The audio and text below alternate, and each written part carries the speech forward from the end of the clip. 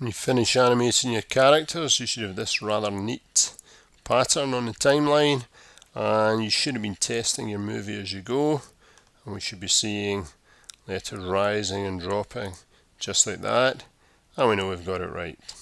So back to Flash, and what we're going to do now is we are going to go out to frame 120 for every layer, and we're going to insert a keyframe, and then frame 135 we're going to do the same thing here,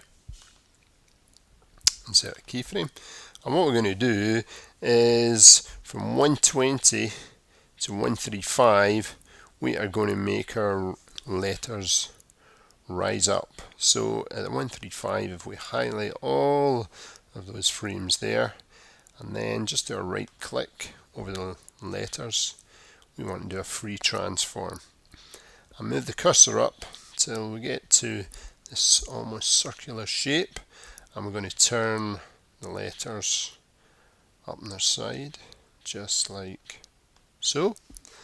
Then just use the arrow keys to drag it back up in our guideline, and we can see what's happening there. Quick test, and of course they jump up very quickly because we need a tween. So if we put a tween in place, then again highlighting all of the layers, classic tween, and this time just slowly move through the animation. We can see our letters going up. Okay, this point what we're now going to do is we're going to make one letter at a time fall down a chute. Let's get the chute in place, and what we want to do is grab a guide. So this is a guide from the left hand side. We just click on the H, get an idea where the H character is beginning, approximately there, and we can put another guide in at the end. I'm going to animate the H. So the H, if we go to 150, insert a keyframe, and what we want to do with the H is we want to drop that one out the bottom of the screen, and the opposite to what we did at the beginning, we're going to make the visibility fade away as it falls through the bottom of our screen. So at 150, the visibility of that layer, so the alpha value should be 0, and as ever we're going to put a tween in place, and if we just track it we can see how the H is falling away, but we want it to tumble away, and that effect is put in place on the tween. So if we click somewhere in the tween, doesn't matter where, and then when we go up to the tween option we see we have this rotate. We want it to rotate clockwise, and you can change this number if we want. So see what it does. It does one turn in all the time it takes between the first keyframe and the last. If you want more turns, feel free to put that in place, and we can see this one should now tumble twice as it leaves the screen. Okay, now all of our other layers, they are also going to have keyframes.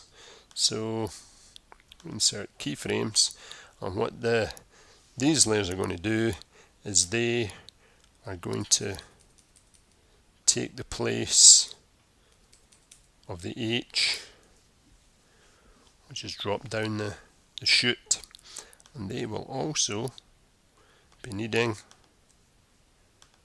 a tween. So just take it back and slowly see what's happening.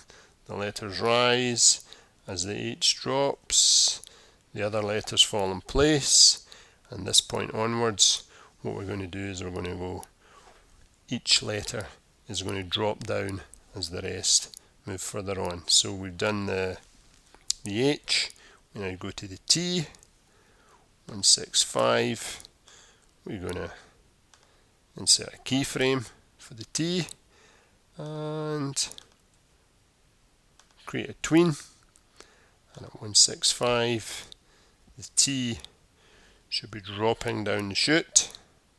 Exact same as we did before. We're going to have a lot of repetition doing the same thing over and over again here. Down goes T. Just remember it should be losing visibility as it goes, so making sure you've clicked on the character and the alpha value should go to 0. The other layers, they should all, just highlight all of them, no mistake there, the other layers should all have a keyframe in place, and they're going to shuffle along, just ready to drop down the chute. So classic tween. The H layer, we can leave that there. It's basically invisible. We don't have to do anything to fill it in.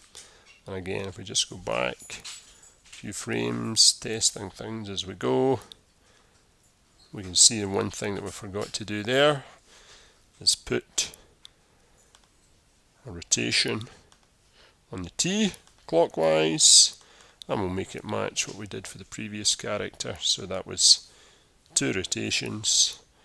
And of course, as ever, make sure that you're testing things as we go. There goes our T. Everything's looking well.